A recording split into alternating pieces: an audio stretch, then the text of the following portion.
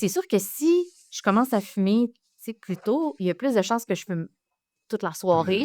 Alors que si je fume en fin de soirée, ben, je vais peut-être diminuer ma quantité. Fait que des fois, ça s'entremêle, ça. C'est pas comme couper au couteau de... Comment on les dissocie? Parce que j'ai de la misère, moi, les dissocier. Je les mets souvent dans le même bucket, la réduction des méfaits et la réduction de cannabis. Temps d'une crème, le podcast où on parle des sujets de l'industrie du cannabis au Québec. Hey, c'est parti! Aujourd'hui, j'ai avec moi mon co-animateur, Philippe Despots, qui est président chez Québec Craft. Je suis votre animatrice aujourd'hui. Je m'appelle Ala Maliezik. Je suis directrice commerciale chez Québec Craft aussi. Et aujourd'hui, nous avons deux invités avec nous, Laurence Darcy et Jean-Sébastien Fallu avec nous, qui sont là pour faire un épisode très spécial sur comment arrêter ou changer nos habitudes de consommation de cannabis. Donc, c'était un sujet qui est quand même excitant pour nous de parler et qui, initialement, on peut penser qu'il y a un petit... que c'est un peu contradictoire pour nous de parler de ça parce que nous, on vend du cannabis. C'est notre job, c'est notre modèle d'affaires. Donc, pourquoi aujourd'hui on en discute de cette problématique-là ou de cet enjeu-là, de comment modifier notre consommation de cannabis? C'est qu'on se rend compte dans notre industrie que on a peut-être des angles morts parfois. On est sorti d'une période de prohibition du cannabis qui a été quand même longue, donc on a des habitudes un peu de défendre le cannabis. Fait que le but aujourd'hui, c'est de s'asseoir puis d'avoir les faits sur la table, de parler de façon ouverte sur la consommation consciente du cannabis et d'avoir cette conversation-là avec deux professionnels aujourd'hui pour parler de ce sujet. Nous avons avec nous Laurence Darcy, qui est spécialiste en dépendance et chargée de cours au certificat d'intervention en dépendance de l'Université de Montréal. Elle collabore et travaille fréquemment avec des équipes de recherche pour améliorer la compréhension et les interventions qui sont liées à l'usage, mais aussi aux troubles de l'usage des substances psychoactives. Nous avons aussi Jean-Sébastien Fallu qui est aujourd'hui avec nous. Jean-Sébastien, toi, tu es professeur agrégé à l'école en psychoéducation à l'Université de Montréal aussi. Et tes intérêts de recherche portent sur la prévention des dépendances ainsi que sur les politiques autour de cela. Tu es rédacteur en chef de la revue Drogue, Santé et Société actuellement et tu as fondé le GRIP, qui a tout de même été récompensé par les prix Force à venir en 2002 pour l'engagement social. Donc, c'est quand même pas rien. Puis aujourd'hui, tu es là avec nous parce que tu es un fervent défenseur de la réduction des méfaits de la lutte contre la stigmatisation des usages de drogue. Puis je trouve que ça cadre vraiment parfaitement avec ce qu'on va parler aujourd'hui. Donc, bienvenue sur notre podcast dans le temps d'une crime. Merci d'être là. Merci. Qu'est-ce que tu penses aujourd'hui de notre sujet de conversation? Est-ce que tu vois la pertinence qu'on parle de ce sujet aujourd'hui? Vraiment. Écoute, moi, ça faisait longtemps que j'avais hâte de le tourner. Je pense qu'on va se permettre de poser des questions que peut-être bien les consommateurs se demandent, ne savent pas à qui les demander, ne savent pas comment les aborder, ne savent pas par où commencer. Fait que je pense que démystifions ça. Puis, tu sais, il y a quelque chose un peu de choquant dans notre épisode de parler de comment arrêter, mais je pense que ça fait partie d'une consommation consciente, intelligente, bien mesurée, que de savoir quand est-ce que c'est le temps de prendre une pause, quand est-ce que c'est le temps d'arrêter. Fait que vraiment content de pouvoir d'aller creuser avec vous autres là-dessus. Pour commencer, donc le sujet aujourd'hui, c'est parler de comment changer ou arrêter notre consommation de cannabis.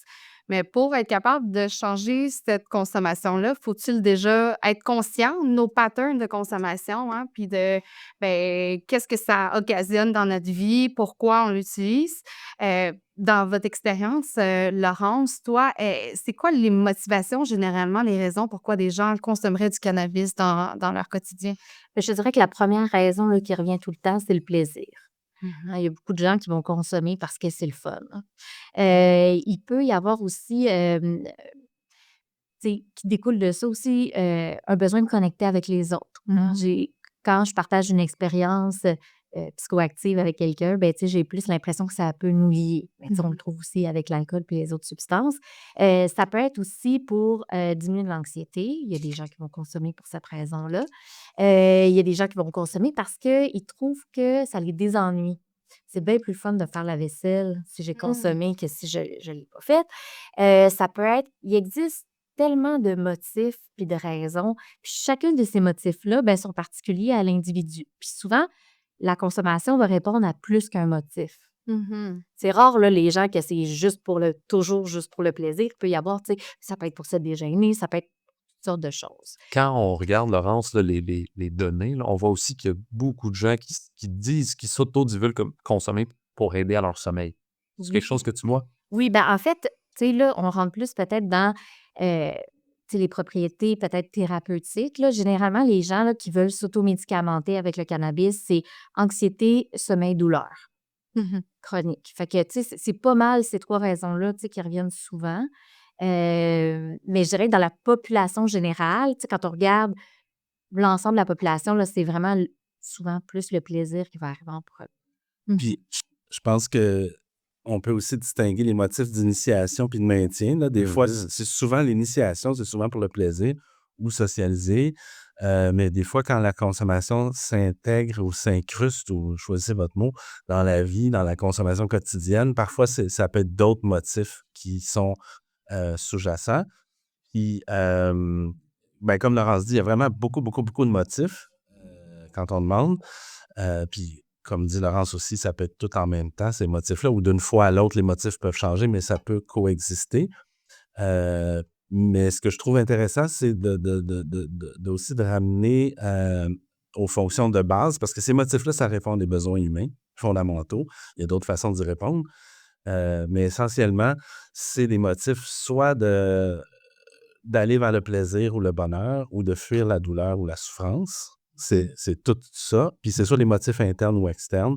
Fait que ça fait 4 grandes catégories. Amélioration, effectivement, c'est le plaisir, le fun, les hallucinations, etc.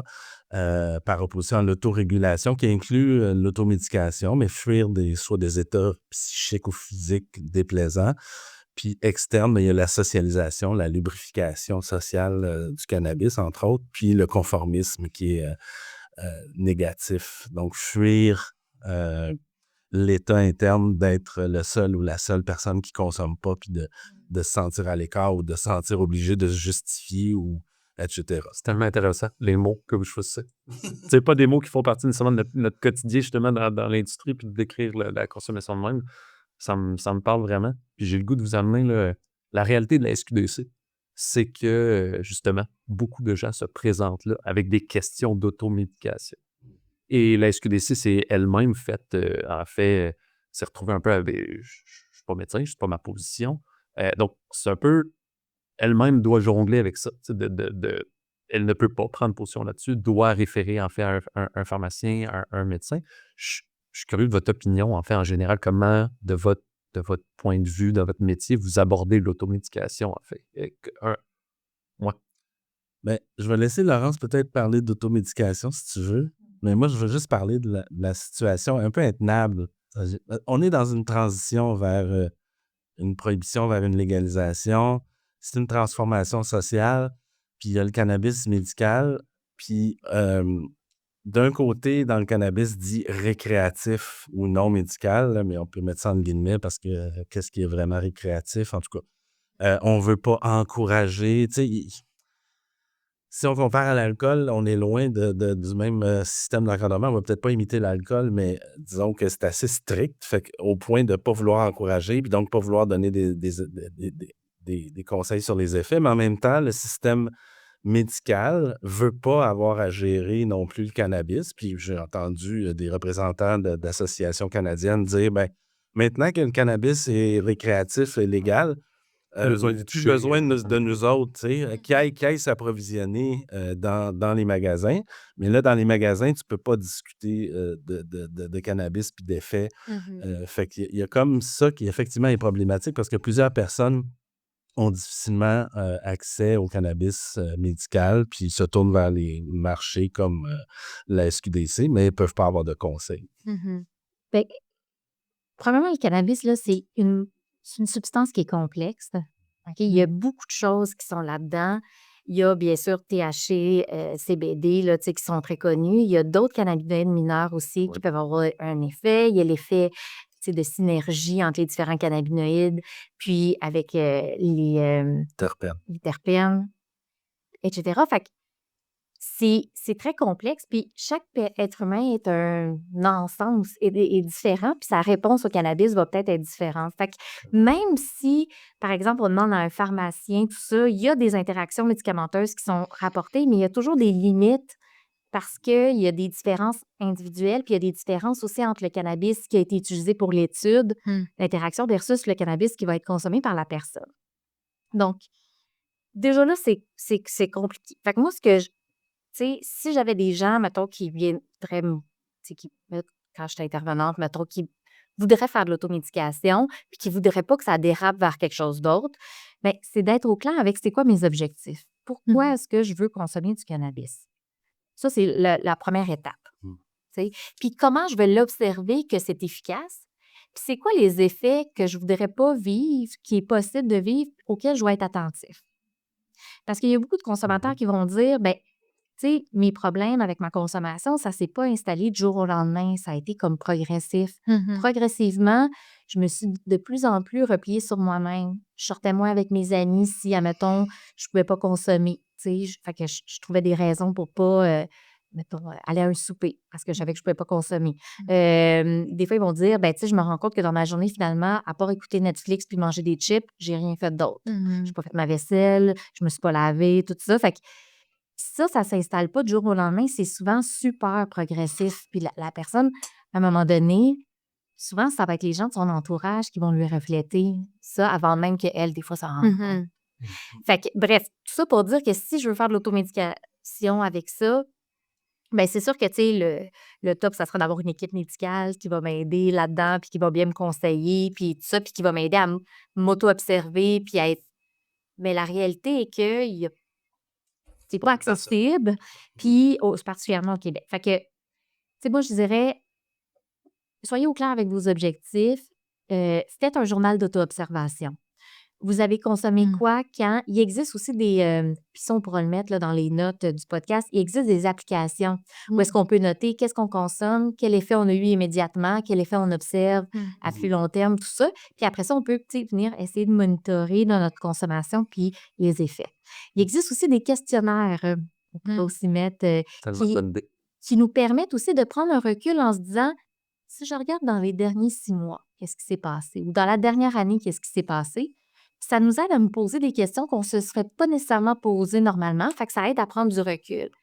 L'idée, c'est juste de ne pas se lancer là-dedans comme une poule pas de tête, puis de vraiment, tu sais, faire ça de façon, tu sais, scientifique jusqu'à un certain point, puis d'être sceptique, puis d'être comme, tu sais, de mener son expérimentation par rapport à soi-même.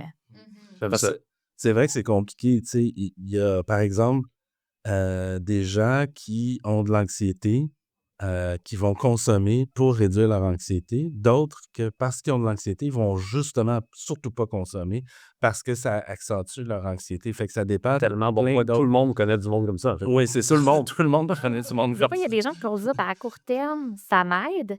À long terme, je me sens plus parano. Je sens que, tu sais, les gens me jugent plus. Tu sais, c'est pas de la paranoïa, genre, la FBI est après moi, là. C'est plus une petite paranoïa de genre, d'un coup, qu'est-ce que les gens pourraient penser de moi aussi? Là, tu sais. Fait que, ouais. Il y en a que ça calme, que ça atténue le stress, d'autres que ça rend encore plus angoissé. Puis j'ai aussi remarqué ce genre de choses-là aussi avec les motifs de sexualité. Il y en a qui vont consommer du cannabis parce que ça accentue leur libido. D'autres, au contraire, ça les rend complètes, ça là-dessus. Fait que c'est vrai que c'est compliqué. Moi, je retiens vraiment de ça de la première question. Là, je pense que ça va se transporter dans le reste du podcast que une consommation de cannabis, c'est super personnalisé. Ça, c'est vraiment un même cannabis, comme on a dit, pour une personne peut interagir différemment ou pour deux personnes peut interagir différemment. Deux cannabis différents pour la même personne peut, on le sait, différemment. Fait que je pense que ça va teinter un peu le... Puis tu sais, on évolue aussi au cours de notre vie. Là. Tu sais, je veux dire, on n'est pas la même personne. Moi, je pense que je ne suis pas la même personne qu'à 16 ans, heureusement. Mais donc, c'est ça, tu sais, on évolue. Fait que, tu ça se peut que ce qui était pas problématique à une certaine époque de ma vie, ben là, j'ai des nouvelles responsabilités qui fait que là, hop là, tu sais pas, mettons, je suis maman, ben c'est sûr que là, c'est pas la même game. Ouais. Pas, faut que je me lève la nuit, faut que, tu sais, fait que c'est sûr 100%. que ça a un impact différent. Puis, ça peut faire en sorte que je fais des choix différents. Fait que l'idée, moi, j'aime ça quand tu utilises le terme consommation consciente. Mhm. Je pense que c'est ça le piège, c'est justement de pas être conscient de pourquoi je le fais, quand je le fais, puis est-ce que je suis pas en train aussi des fois de faire de l'évitement. Je veux pas être Ouais. en contact avec une certaine situation, fait que Mhm. je veux mettre ça en dessous du tapis, fait qu'on va consommer pour pas être en contact avec ça. Puis l'évitement, c'est un mécanisme sain à la base. Le problème, c'est quand on l'utilise souvent, Mhm. puis presque tout le temps. Puis toujours avec le même moyen, d'avoir juste un moyen, puis quand il n'est pas disponible, tu n'as pas d'autre T'as pas façon d'autre. d'éviter. Parce que des fois, tu n'as pas le choix d'éviter, il n'y a pas de solution. Je vais reprendre le journal parce que ça me parle, ça, tu sais. Moi, j'ai souvent longtemps dit que essaie d'être capable de te dire à toi-même pourquoi tu allumes ce joint. Puis tu devrais être capable de te donner un pourquoi. Puis aujourd'hui, ça se peut que c'est le plaisir. Aujourd'hui, ça se peut que c'est ça, mais il devrait avoir un pourquoi. Puis de la conscience du pourquoi, pour moi, vient justement en fait amener cette conscience-là dans la consommation, de comprendre le pourquoi. La journée que tu le sais que peut-être que ce joint-là, il est peut-être pas juste dans le bon, ben, au moins tu te l'es dit, puis tu en es conscient que tu viens de le faire. À ce moment-là, ça s'est pas fait, ça s'incruste pas. Parce qu'il y en a toujours un pourquoi. C'est peut-être par habitude, mais ouais. Il y en a toujours un. Puis il y a toujours tu sais, la relation est toujours biphasique, là. Ça veut dire que, tu sais, plus de quelque chose n'est pas nécessairement toujours mieux. Hein? Il y a un moment où est-ce que plus tu consommes, ben, moins l'effet que tu recherches est présent. Ça redescend. Modération, lié meilleur goût. Fait que, exactement ça. On va reprendre ce slogan-là. Mais l'idée, c'est de savoir c'est quoi ma quantité optimale. Ah, tu sais, en termes de pourcentage de THC, en termes de nombre de milligrammes, peu importe la façon dont il est consommé. Mais puis l'idée, c'est d'essayer d'avoir la plus petite quantité possible de THC pour l'effet souhaité. Fait que c'est ça, normalement, tu sais, qu'on vise. Fait que je te dirais que la conscience, c'est pas juste avant, mais c'est aussi pendant que je consomme. Qu'est-ce que ça me fait corporellement? Qu'est-ce que ça me fait au niveau mental? Qu'est-ce que ça me fait émotionnellement?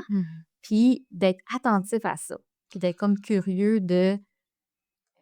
Ce que Laurence dit, puis ce que tu disais avant aussi, tu sais, qu'on change, puis la quantité de THC. Moi, personnellement, là, je vais parler un peu de moi, mais j'ai consommé du cannabis quotidiennement pendant 25 ans, de 15 à 40 ans, tu sais.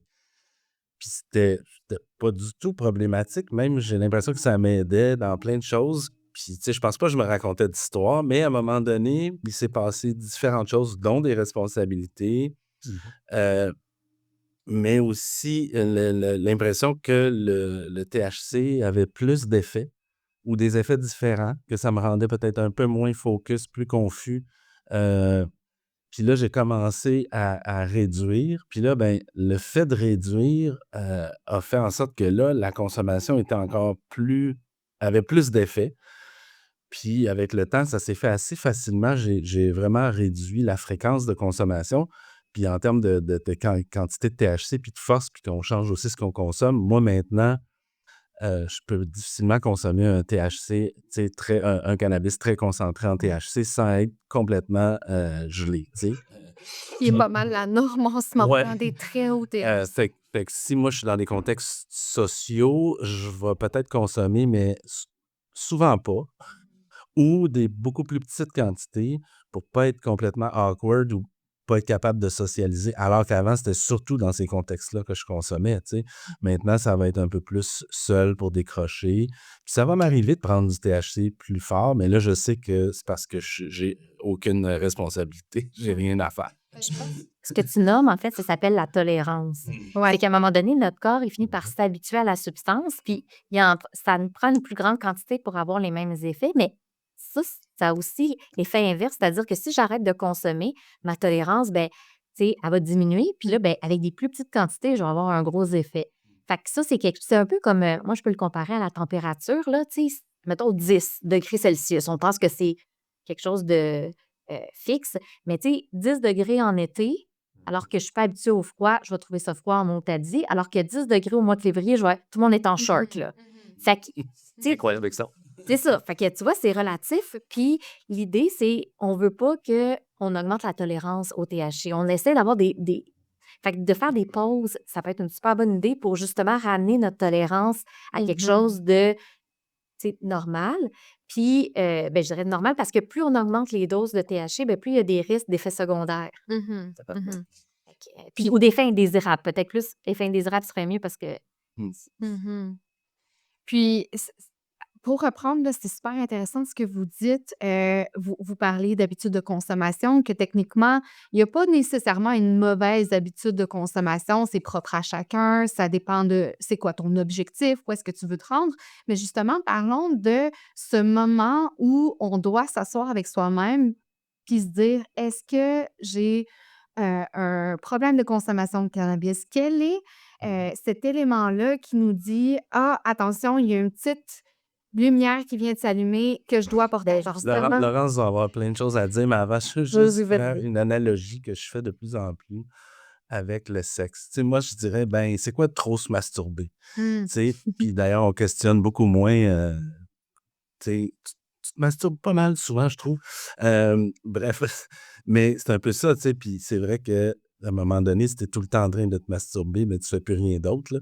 Mais bon. Mais je vais reprendre ça. C'est parce que, tu sais, je l'expliquais à l'autre. Non, mais je vais reprendre ça pour mettre ça sur un spectre. Tu sais, j'ai toujours la consommation de cannabis j'ai des avantages, j'ai des inconvénients, puis on est quelque part là-dedans. Puis j'ai toujours vu la consommation de cannabis ou la masturbation dans il faut qu'il y ait toujours plus d'avantages que d'inconvénients. C'est de même que personnellement, je l'ai toujours un peu abordé, puis sur des sujets un peu de même, c'est il faut. Pour moi, c'est il faut qu'on soit là-dedans. Et la journée que le baromètre s'en va plus, ou est-ce qu'il est tassé plus vers les inconvénients que les avantages, pour moi, c'est le red flag. C'est la lumière qui sonne de comme, oh, introspection.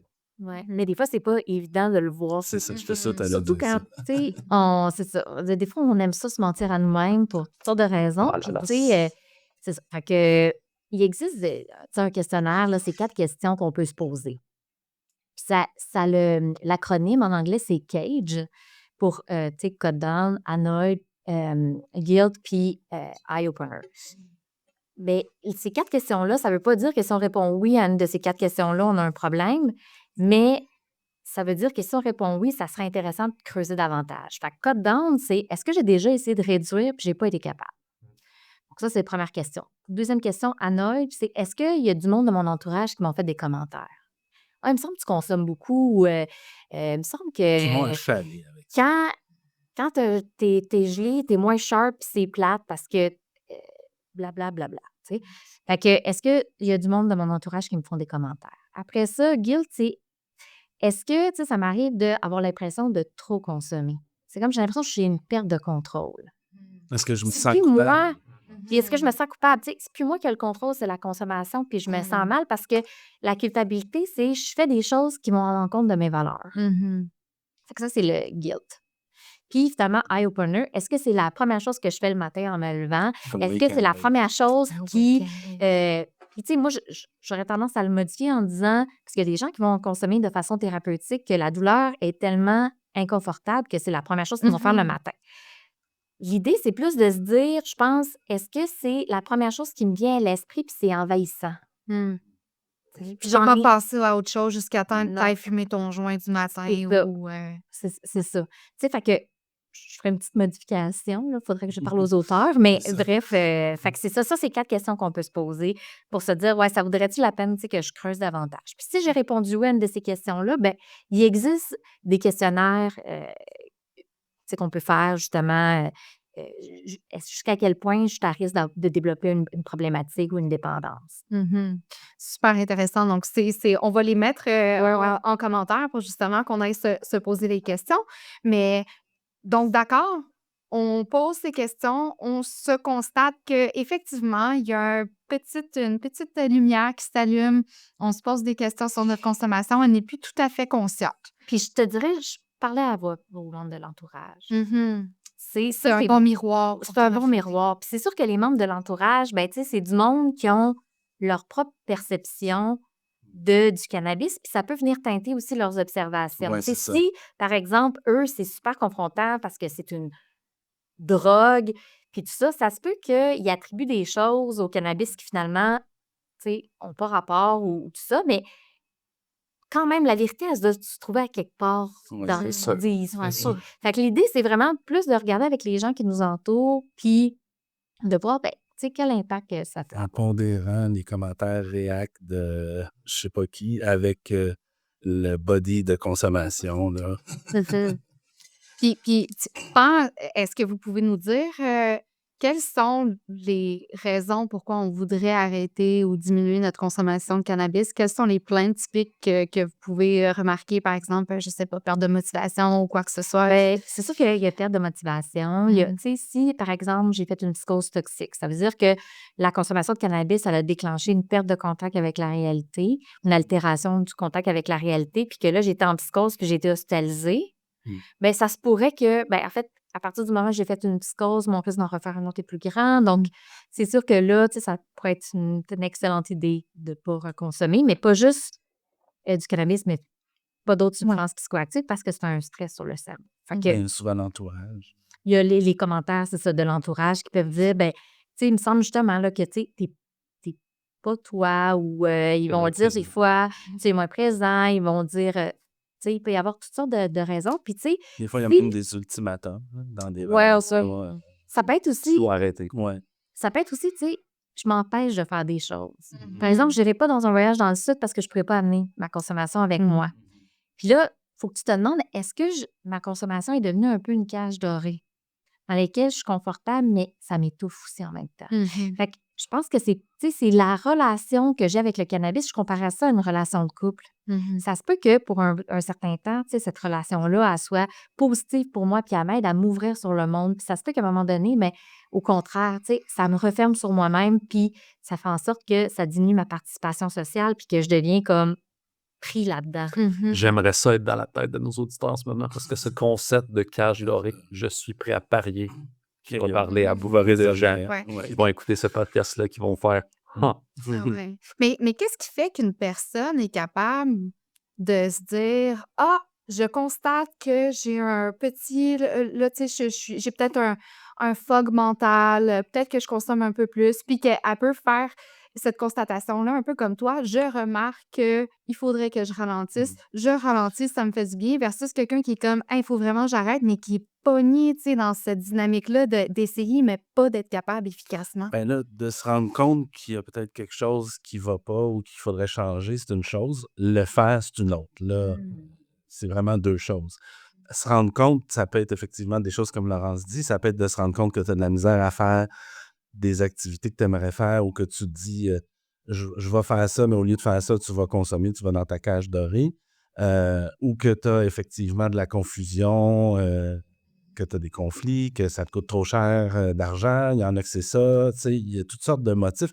Un peu comme tu disais, là, mais on peut les définir, là, mais tu sais, que tu as plus de conséquences négatives, lesquelles, bon, ça peut être beaucoup de choses, relationnelles, santé mentale, santé physique, des fois aussi. Mais après ça, sur comment. Puis des fois, c'est juste aussi les fameuses questions du cage. Là. Tu te dis, bon, je vais consommer moins, mais tu n'y arrives pas. Juste ça, c'est un indice aussi de ah, ouais, coudonc, je m'étais dit que je le ferais, puis j'y arrive pas. Maintenant, pour changer, ben là, Laurence a beaucoup plus de choses à dire que moi là-dessus, là, mais il y a des techniques. Mais je pense que ça dépend tu sais, du niveau de sévérité de la problématique qui est Mhm. installée. Tu sais. Je te dirais qu'il y en a, là, c'est ce que j'appelle les petites problématiques, là, pas pour minimiser qu'est-ce qu'ils vivent parce que ça peut être quand même souffrant, mais tu sais, c'est des gens, mettons, qui sont quand même capables de s'autoréguler. Tu sais, ils voient que, moi, peut-être qu'il faudrait que je réduise. Ils font des tentatives, ils ont quand même un certain contrôle. Euh, mais il y a des gens, là, que ils savent que ça va les mettre dans la merde, mais c'est plus fort qu'eux. Il faut qu'ils le fassent. Puis c'est très intense. Ben, puis quand ils arrêtent, ils ont des gros symptômes de sevrage, ben, ça vaudrait vraiment la peine d'aller chercher de l'aide. Il existe partout au Québec des centres de réadaptation en dépendance. Mhm. C'est des services qui sont gratuits. Les gens peuvent y aller. On mettra aussi les coordonnées dans la barre de commentaires. Mais, tu sais, on peut aller chercher de l'aide de quelqu'un qui est extérieur à nous puis qui va nous aider. Parce que dans la dépendance, là, tu sais, il y a 3 affaires. Il faut que j'utilise la substance de façon intense, soit en fréquence, soit en quantité, soit les deux.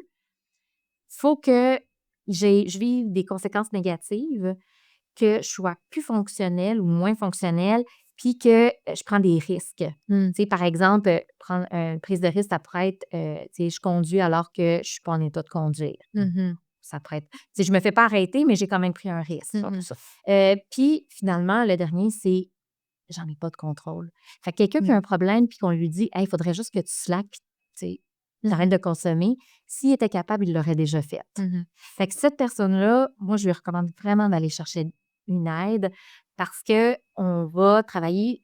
Tu sais, la dépendance, c'est comme la pointe de l'iceberg. La consommation, c'est ce que tu vois. Le problème, c'est ce qui est en dessous. Puis ça peut être un petit iceberg ou ça peut être un vraiment gros iceberg. Fait que dépendamment, ben là, on va travailler là-dessus. Puis ça peut prendre beaucoup de temps ou ça peut être plus en profondeur, pas chez certaines personnes, puis d'autres, c'est plus superficiel. Puis quand on dit centre de dépendance, peut-être on n'a pas tendance à penser à ces ressources-là dans le cannabis parce que ça semble donc bien banal comme consommation, mais ça peut vraiment générer Ouais. des... Il y a un problème de marketing des centres de réadaptation en dépendance parce que les gens pensent qu'il faut que tu aies une dépendance alors que tu peux juste te poser des questions, vouloir réduire sans avoir un trouble puis pouvoir aller chercher des services. Mais en fait, il existe un organisme qui s'appelle Drogue Aide et Référence, qui est un organisme que les gens peuvent appeler, c'était 24 heures sur 24, ils peuvent clavarder aussi avec cet organisme-là. Puis eux, ils font ce qu'on appelle la détection. Fait qu'ils évaluent le degré de sévérité de ta problématique.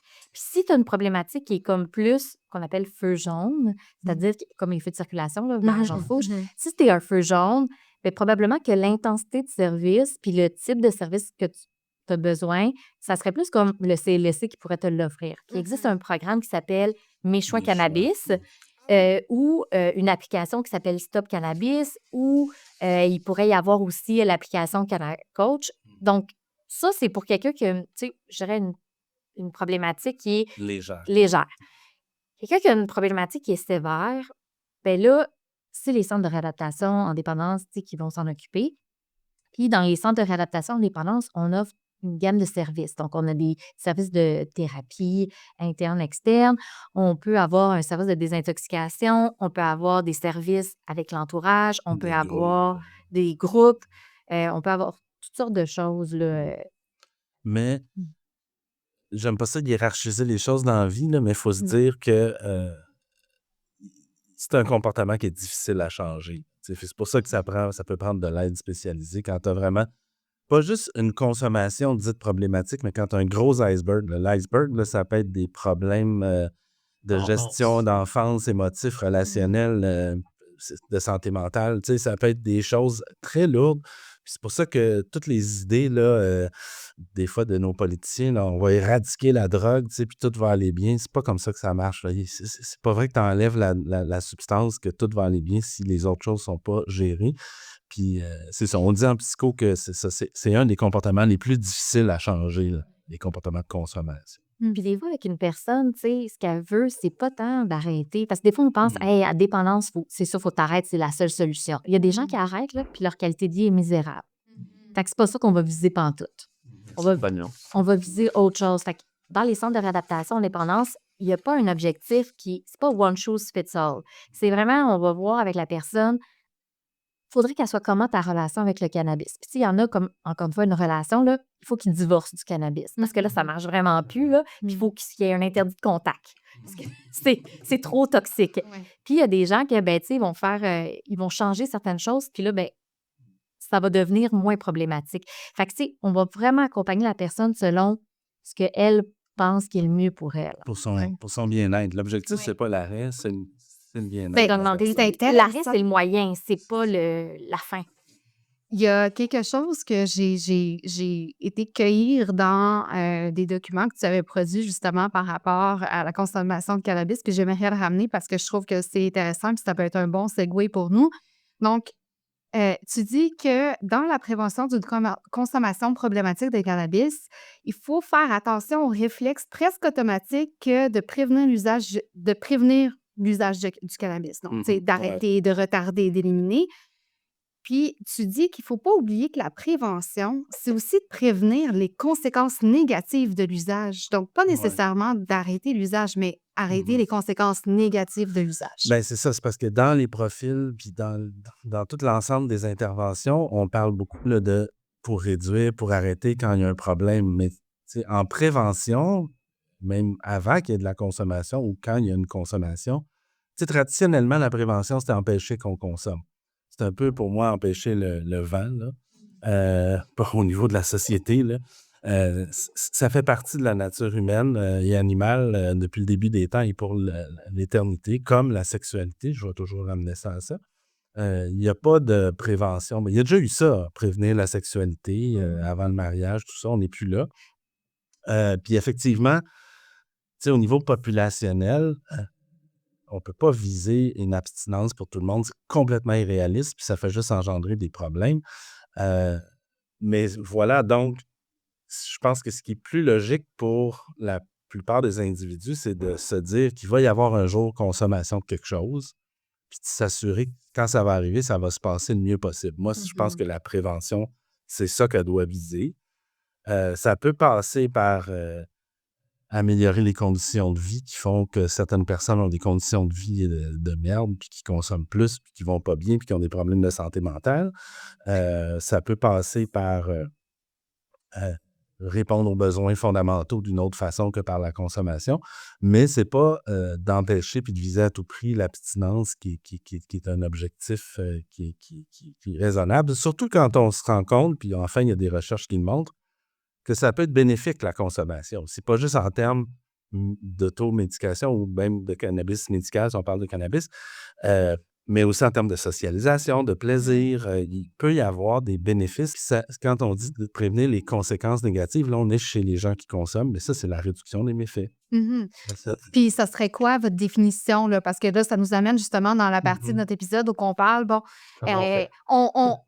voici nos habitudes de consommation, on voit un pattern qui peut-être peut nous déranger, on a identifié que ça peut être problématique. Maintenant, justement, expliquez-nous le principe de réduction des méfaits, puis spécifiquement après ça, peut-être qu'on peut parler dans le cannabis, quelques petits trucs qu'on peut avoir justement pour s'aider. Juste pour clarifier, effectivement, tantôt on parlait de comment réduire, arrêter. Ça peut être très pertinent, mais c'est pas incompatible, puis c'est complémentaire à la réduction des méfaits qui est de viser de réduire les conséquences quand on consomme. Mettons, je donne un exemple, OK? Une personne fume du cannabis, puis là, elle a une bronchite. Mais on le sait que le fait de fumer, ça n'aide pas à ce que sa bronchite puisse guérir, OK? Fait que, tu sais, l'idée, ça serait de voir, ben, est-ce qu'il y a une autre façon que tu peux consommer le cannabis autre que fumer qui va avoir moins d'impact sur ta santé pulmonaire?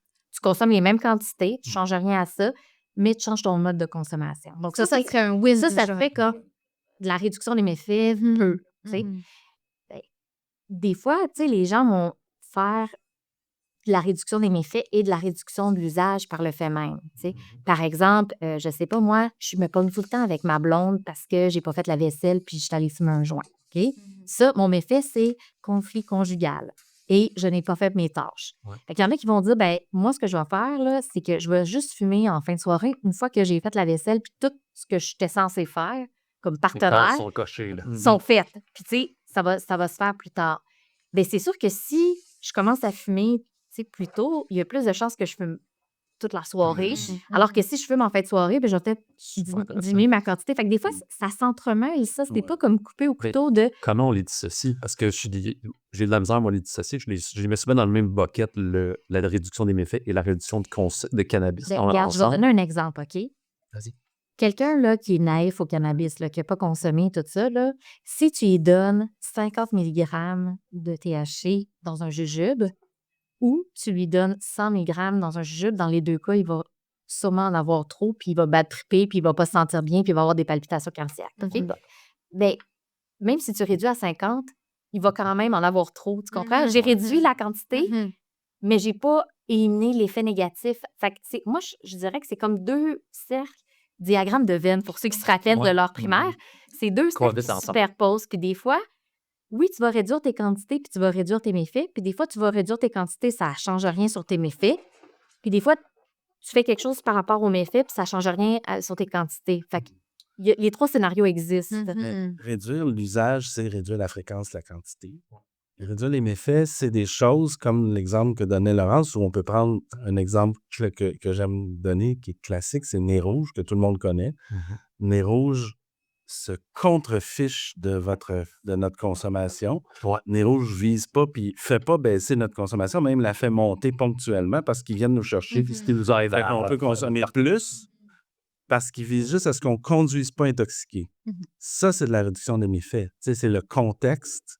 On travaille sur le contexte que tu ne conduis pas ton char. Tu es aussi sous peut-être ou gelé ou plus, mais tu ne conduis pas. Ça, c'est la réduction des méfaits peu qui ne passe pas par réduire l'usage.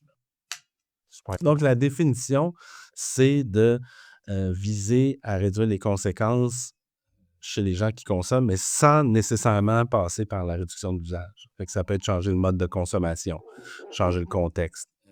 Parce que tu vois, quand on regarde quelqu'un qui aurait justement, qui serait dans son spectre, qui aurait un peu plus d'inconvénients, je me justement, souvent, j'avais un peu comme réflexe de me pencher vers d'emblée comme réduction des méfaits, comme première alternative. Dire, bon, mais tu fumes, on peut peut-être utiliser un vape qui va déjà justement améliorer. On peut-tu aller vers... Ça dépend des cas. C'est ça l'affaire, là. Parce que là, tu parles du vape. Puis, tu sais, si on parle de vapotage de cannabis, il y a des nouvelles études, puis il y a des choses qui disent que finalement, il y a plein d'inconvénients au vapotage, pas tant à cause du THC, tout ça, mais à cause plus de les produits de remplissage, les diluants.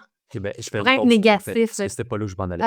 Mais les produits de vapotage, les petites cartouches ne sont pas permis au Québec de toute façon. Moi, je parlais dans le vaporisation. Il existe c'est comme ça ressemble à un iPod, c'est un pack, exemple. Donc, ça a un four, puis au lieu de brûler la plante, on fait juste...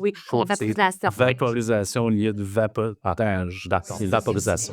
Bon, on vient d'éclaircir vapotage versus vaporisation. Je parlais de vaporisation. OK, parfait. Ben oui, vaporisation, c'est sûr que c'est moins néfaste que le fumier, surtout que quand tu fumes, ben, tu fumes pas juste le cannabis, tu fumes le papier. L'autre chose aussi, c'est qu'il y a des gens qui vont mettre du tabac dans leur joint, puis ça, on le sait, c'est plus néfaste pour la santé s'il y a du tabac aussi. C'est pas grand monde qui met du tabac dans leur pack, ça. T'en as vu ça, peut-être? Je ne penserais pas non plus. Donc ça, c'est sûr aussi, les comestibles, il y a l'avantage que c'est pas fumé. Fait que, si, par exemple, tu as des défis au niveau respiratoire, ben c'est sûr que de prendre des comestibles, que ce soit des boissons, des produits alimentaires, ben ça a l'avantage que... Mais ça a l'inconvénient que c'est plus difficile à doser. Fait que tu risques plus d'avoir de la difficulté à avoir l'effet que tu veux absolument, là. Fait qu'il y a moyen quand même, on a parlé de la vaporisation. Il y a aussi différentes molécules aujourd'hui qu'on a. Parce que si on revient un peu à un élément qu'on a un petit peu abordé plus tôt, puis que je pense que c'est pertinent à revenir, c'est tout ce qui est autour de la tolérance du cannabis. Donc, on a souvent une tolérance qui augmente plus on consomme des produits hauts en THC, ce qui est... Fait plus il va y avoir des impacts au niveau cognitif. Tu sais, la personne, par exemple, ça va beaucoup affecter les fonctions exécutives. Donc, tu sais, traiter l'information complexe, planifier, l'attention, la mémoire. Donc, c'est sûr que, tu sais, si je sens que je suis pas sharp dans ma vie, tu sais, puis que j'ai comme un peu ce que tu nommais le brain fog, ben là, c'est sûr que la seule moyen pour ce genre de méfait-là, ben ça serait de la réduction de l'usage. Je vois pas comment changer notre mode de consommation, consommer dans d'autres contextes peut aider pour ça. Parce Les que, contextes où tu as moins besoin de tes fonctions exécutives. il faudrait que tu changes peut-être certains éléments dans ta vie pour avoir moins besoin de tes fonctions exécutives. Mais tu sais, ce que les études disent, c'est que si tu as commencé à consommer régulièrement à l'âge adulte, ça prend à peu près 28 jours pour retrouver tes anciennes fonctions exécutives avant ta consommation régulière. Pour comme faire un reset. Ça, 27 jours, c'est une ligne. Et en fait, aussi, il ne faut pas oublier qu'il y a une certaine quantité de personnes qui vont vivre un sevrage quand ils arrêtent de consommer le cannabis de manière régulière. Ça va se manifester par des troubles du sommeil, des cauchemars, sudation. Il peut y avoir, il y a du monde où ils vont avoir des tremblements, des nausées.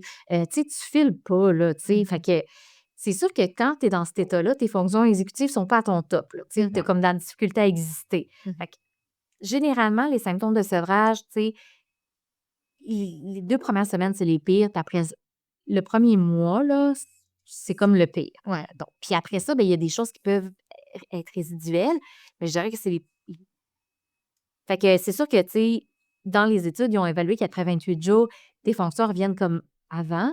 Mais est-ce que c'est parce que aussi les gens étaient en sevrage, puis il n'y a pas une récupération qui peut se faire plus tôt si tu n'as pas de sevrage? Ça, je pourrais pas dire. Il faudrait que je retourne voir les protocoles des C'est études. quoi, partons de la base, OK, qu'on veut faire une pause. On a un consommateur, on veut faire une pause.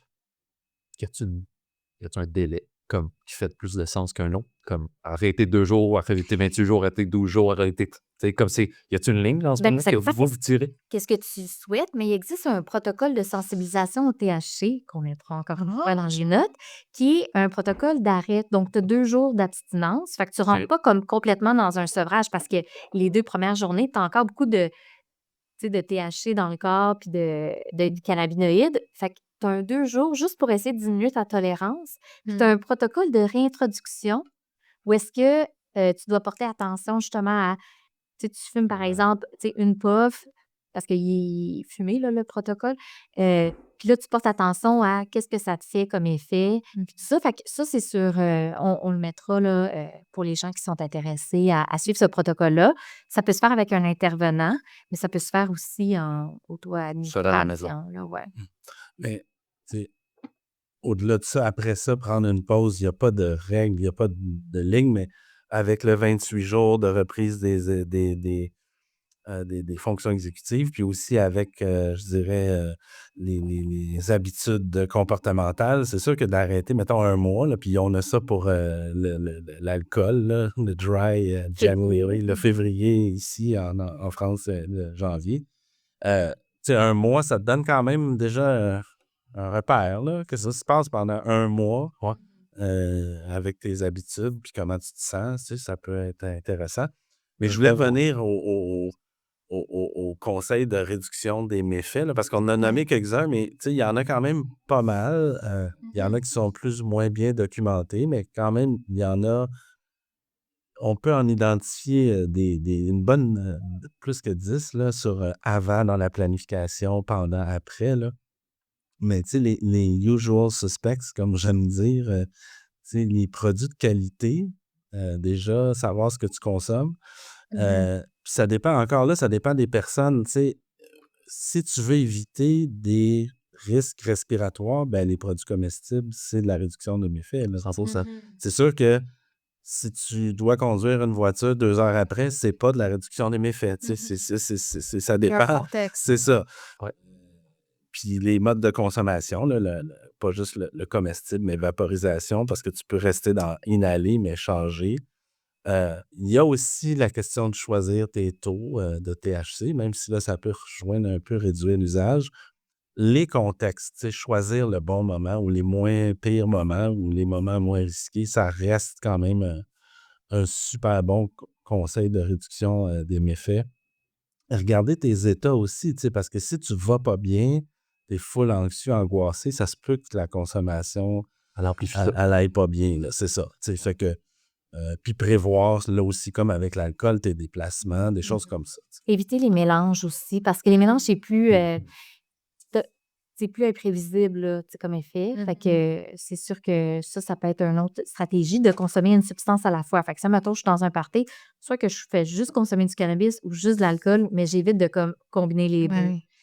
Ça, c'est Puis intéressant. là-dessus, je veux juste dire, il y a même des études qui ont montré, moi, je le vivais personnellement, j'étais vraiment content quand je l'ai lu, mais si tu commences par le cannabis, puis après ça, tu ajoutes de l'alcool, les effets d'interaction sont bien moins intenses que si tu bois, puis là, à la fin de la soirée, tu fumes, là, ça, ça Tout fait décure les effets du THC. Là, Parce que quand tu vois, tout est une bonne idée. Tu sais. C'est toi aussi, tu as une moins grande capacité d'autocontrôle, alors que quand tu as consommé puis t'es gelé, ton attrait à aller boire va être moins grand aussi. Tu sais, il y a comme cet effet-là. L'alcool, il désinhibe. Fait que ce que le cannabis ne fait pas tout à fait. Là. Mais il y a même des effets pharmacocinétiques. Là. Oui, ben ça peut affecter au niveau de la digestion. Ça ralentit la digestion. Puis ça fait en sorte que c'est ça. Tu sais, il y a des affaires comme ça, mais oui. Pour boucler la boucle sur les méfaits, là, la réduction des méfaits, moi, je me demande, est-ce que vous considéreriez d'ingérer justement comme du CBD? Ou justement de dire, ben, entre consommer un cannabis à 29%, qui est la majorité de ce qui est vendu en succursale, je me prends ce soir un joint de Ah ben, pour un. moi, je recommande ça à n'importe qui fait trop d'anxiété sociale. Même, il y a du cannabis, comme c'est qui avait fait cette blague-là, du pot, là. C'est le CBD, là. Genre, Puis contrairement à de l'alcool sans alcool, ça goûte pas mauvais, là. Ça goûte quand même un peu au niveau du goût. Puis moi, je recommande ça à des gens qui même peut-être, même des fois par pression sociale, veulent pas vraiment consommer, mais surtout les jeunes, là, des fois, Ouais. tout le monde consomme, tu fumes ça, personne ne s'en rend compte. Puis Ça sent la même chose. ça sent la même chose, puis t'as pas les effets. J'ai même recommandé à la SQDC d'en faire la promotion de ce cannabis-là, tu sais, sans THC. Ouais. Mais ça peut être vraiment intéressant parce que des fois, les gens sont plus accros à leur rituel le fait à de les se rythmes retenir. coactifs. Fait que des fois, c'est ça aussi, là, tu sais, ça peut aider de se dire, ben, par exemple, mon joint du matin, ben, au lieu qu'il y ait s'il soit au THC, ben, ça peut être juste comme parce que je suis attachée à cette habitude-là. C'est un moment où est-ce que, par exemple, je sors sur mon balcon, c'est un moment que je prends pour moi, puis c'est à ça que je suis attachée. C'est un petit moment, pas d'enfant. C'est mon petit moment pour. C'est ça. Tu sais. Fait que je pense que ça peut être, tu sais, très intéressant. Puis souvent, tu sais, les gens qui veulent, mettons, réduire pour l'anxiété, ben moi, une chose que je faisais, là, c'est que d'éviter de se dire je ne vais pas consommer. Parce que qu'est-ce que ça fait quand je te dis je t'enlève ton moyen pour gérer ton anxiété ou Tu y ton penses. stress, tu y penses, puis là, ton anxiété, elle augmente parce que là, tu n'as pas ton moyen, puis là, c'est stressant. Fait que moi, ce que je dis aux gens, c'est utiliser une stratégie pour diminuer votre anxiété avant de consommer, puis vous verrez après ça. Mettons, Votre respiration. ça peut être une respiration 5 minutes. abdominale. Je fais ça une couple de fois. Il y a des trucs de cohérence cardiaque qui existent aussi sur les téléphones que, tu sais, la personne elle peut faire. Puis après ça, je me questionne, est-ce que j'ai envie de consommer? Puis si oui, mais je me dis pas qu'il faut pas que je consomme. Tu sais, c'est le même principe, les gens qui veulent arrêter. Souvent, ben, on dit c'est mieux 24 heures à la fois. Tu sais, si je me dis je vais arrêter pour toute ma vie, mon Dieu que c'est stressant. Puis alors que si je me dis j'arrête pour 24 heures, puis dans 24 heures, je vais reprendre une décision. Je verrai si j'arrête un autre 24 heures. Puis là, les 24 heures s'accumulent. Là, ça me fait faire une pause. J'aime tellement, mais pour vrai, je pense que c'est la façon de le prendre parce que souvent, quand tu te penses à un mois, là, Petit bon, pas. ça va être vertigineux, c'est vas-y 24 heures à fois, puis next thing you know, t'as fait. Puis arrête de dire à tout le monde, je vais arrêter, là, tu sais. Dis parle à toi-même. C'est ça, fais-le la première journée. Mais il faut aussi que tu as raison pour vouloir faire ta pause, ça fait du sens. Puis que ça soit quelque chose de un peu émotif. Parce que si c'est juste rationnel, je vais faire ça, mais que j'ai pas de raison qui est dans mes tripes. Parce que la consommation, quand tu as un problème, là, ou même tu n'as pas de problème, mais c'est quelque chose qui vient plus de nos tripes. Tu sais, c'est pas tellement quelque chose de rationnel. Je me dis pas un matin, ça serait une bonne idée que je fasse ça. C'est plus comme j'ai le goût, j'ai besoin de faire ça. Puis je le file. Fait que ça te prend une raison aussi qui est émotive, qui est importante pour toi. Puis Parce que des fois, tu peux ne pas y croire à cette raison-là. Ben, par exemple, je veux arrêter la pression sociale, par exemple. Tu sais, toi, ça te fait du bien de consommer ton joint, mais ton voisin, il n'aime pas ça, ta mère, il n'aime pas ça. Tu sais, il y a comme une pression. Fait que tu dis, ben, je devrais arrêter parce que les autres me reflètent que c'est pas bien, mais tu as de la difficulté à fall through parce que c'est pas ce que tu ressens, toi, à l'intérieur. Mais tu vois, il y a quand même une petite twist qu'on peut faire. C'est que les autres c'est des personnes significatives pour Je veux moi. faire plaisir. Puis, il y a quelque chose dans mon lien avec l'autre que je veux améliorer.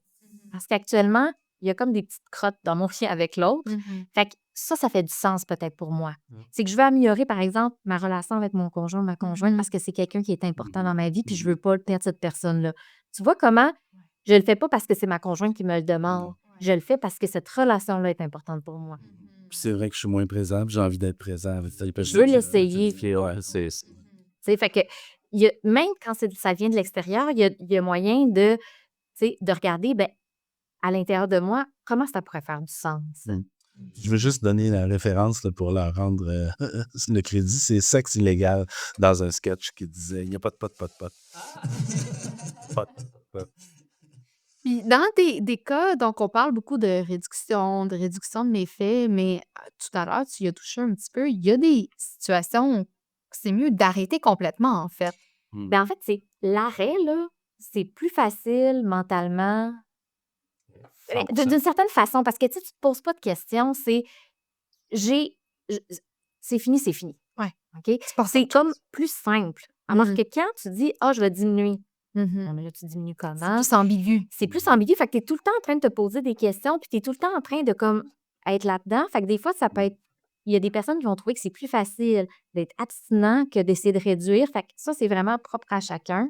Mm. Puis, Ouais. tu sais, c'est ça. Il y a Ça dépend des gens. Moi, l'abstinence, juste y penser, ça m'angoisse. Je veux rien savoir de ça. Ouais. Je veux pas me rendre là. Puis c'est d'ailleurs une motivation pour moi de pas déraper dans ma consommation parce que je veux pas me rendre au jour où il va falloir que j'arrête. Tu sais, À dire, OK, Fait que, moi, c'est vrai que c'est plus nuancé. Tu sais, je vais boire moins. OK, mais c'est quoi moins?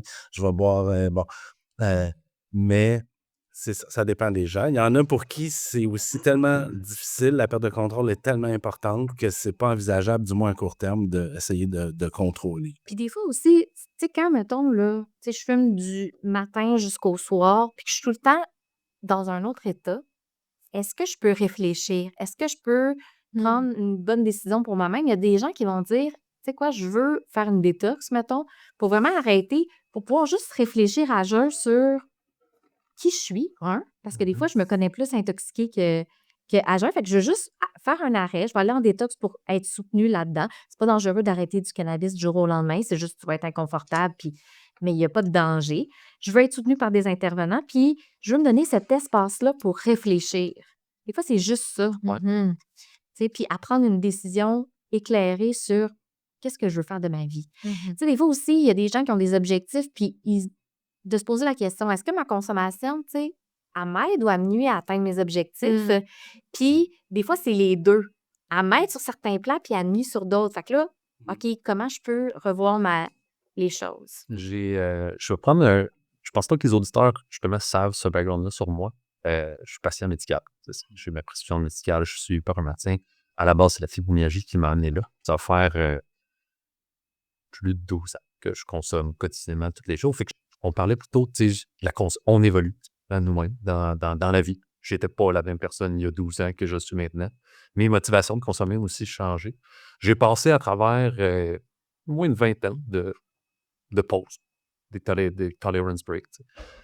Certains ont été des échecs. La majorité ont été des échecs, en fait. Ça, c'est mon parcours. Certains ont été des succès. Mais je dirais que échecs, ça veut dire quoi? c'était bien. Ça s'est pas passé comme je me l'étais planifié au départ. Je m'étais dit que j'allais toffer 28 jours, j'ai pas été capable de toffer 28 jours. Je m'étais dit que. C'est pas que tout d'un coup, tu t'es mis à envoyer chier tout le monde. Non. C'est plus dans le concept que, en fait, moi, la façon dont je fonctionne, c'est l'abstinence. C'est comme moi, je suis pas capable de dire, OK, je suis rendu, on va faire un chiffre, 5 joints par jour, je tombe à 2. Non, ça se passe pas. Moi, je vais passer de 5 à 0. Puis après ça, une fois que je suis au 0 pendant un mois, là, je vais repartir avec des nuances. Là, je vais recommencer avec. Je vais repartir à 2. Mais comme passer de 5 à 2, moi, il faut que ça passe par 0. Puis, des fois, cette phase-là, parce que je m'impose un 0, ben, c'est la réalité. Des fois, je m'étais dit, OK, je t'offre un mois. C'est vraiment difficile.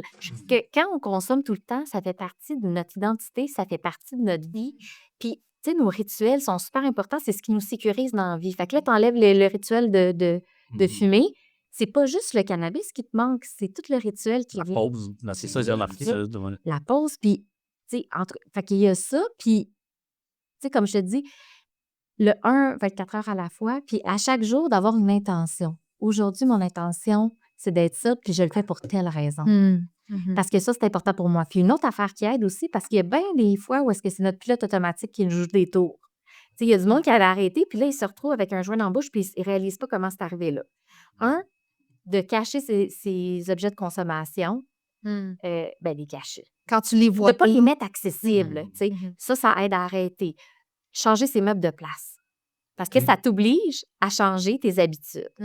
Si tu es tout le temps habitué à aller t'asseoir là, il y a plus de chances que ton pilote automatique embarque, puis que là, ça vient avec autre chose. Fait que des fois, on disait aux gens, là, tu sais, faites le ménage de votre appartement avant d'aller en détox, puis tu sais, changez vos meubles de place. Ça peut aider à juste briser notre pilote automatique. À Puis se poser plus de questions. Tu sais, hein? oui, Oui. puis si j'enlève le cannabis, là, puis admettons, je fume, je sais pas moi, 5 fois par jour, ben c'est un gros vide. Hey, ça fait partie de ma vie, puis fait que par quoi je veux remplacer ce vide-là? Parce que l'être humain n'aime pas ça, le vide. Ouais. Tellement ça que tu touches à ça. Ouais. Je dois encore de ressauter sur mon expérience. Moi, je suis athlète aussi avant d'être consommateur puis d'avoir. J'étais sur l'équipe nationale de vélo montagne. C'est la fibromyalgie qui m'a fait quitter, en fait, le monde de la compétition. Puis ça a été à un moment donné, ça m'a pris une couple de tolerance break à arriver à cette conclusion-là que, hey, c'est pour ça que je me plante. C'est pour ça que ça ne fonctionne pas. Il était rempli, là, il y a un trou. Le trou, il est là, puis il est inconfortable, il est awkward. Je me suis retrouvé, moi, le remplacer par justement le sport. C'est comme si je fais un tolerance break, il faut que je cours. Il faut que je cours puis que je fasse du bicycle à tous les jours. Mais tu sais aussi que tu stimules ton système endocannabinoïde quand tu fais ça Absolument. naturellement avec tes propres endocannabinoïdes. Aussi.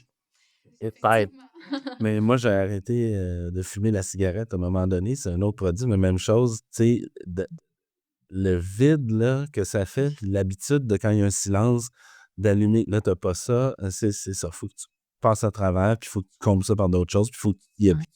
Puis l'autre affaire aussi, l'autre truc, là, c'est qu'à un moment donné, là, tu as un truc qui s'appelle des cravings. OK? C'est comme une envie vraiment intense et irrépressible de vouloir consommer. Puis quand tu as ça, là, c'est obsédant. C'est comme quelqu'un là, qui ne mange pas. Tu vas comme consulter les sites de Ricardo, puis tu vas dire qu'est-ce que je vais manger pour souper. Mettons qu'il faut que tu sois à jeun pour une opération, peu importe. Tu vas devenir obsédé par la bouffe, puis ça va venir cognitivement prendre toute la place. OK? Donc, où est-ce que je m'en allais avec mon idée? Comment Oh, on pense craving. comment on pense à jouer un Bien, la première chose, c'est de le reconnaître. Ah, là, je suis en craving. Ouais. Les cravings, c'est temporaire. Ouais, ça dure tellement. Ça finit C'est par... Fait que, c'est dire, ce n'est pas une urgence.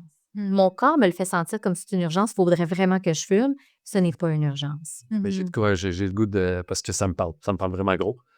Quand ces cravings-là, moi, je les associe comme ils peuvent exister avec pas juste le cannabis. Moi, j'en ai par rapport à le sucre. Exemple. J'ai un craving, puis j'ai le goût de manger mon bonbon, j'ai le goût de manger ma boisson à la vie parce que je suis un monsieur sucre. Et puis, une des façons dont j'ai les cravings de cannabis en période de tolérance, là, moi, justement, j'ai remarqué que ce même craving-là, mon cerveau ne fait pas la distinction entre si c'est un craving de cannabis ou un craving, mettons, de boisson gazeuse. Puis moi, je me l'ai truqué avec une eau pétillante. Ah ouais. C'était ça mon truc. Moi, quand je sentais le craving arriver, au lieu de, je sais pas, d'essayer d'attendre qu'il passe, je me disais, ben regarde, je le sais qu'en ce moment, si je prenais mon 7-Up, mon corps serait rassasié. Je vais truquer mon corps en pognant une eau pétillante, pas de sucre à la place.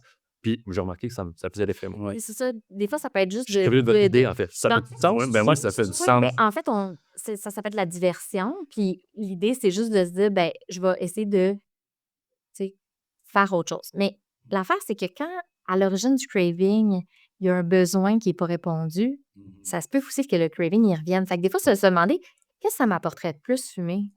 Qu'est-ce que à quel besoin je réponds? Parce qu'un besoin carencé, inquiète pas qu'il va revenir plus fort après.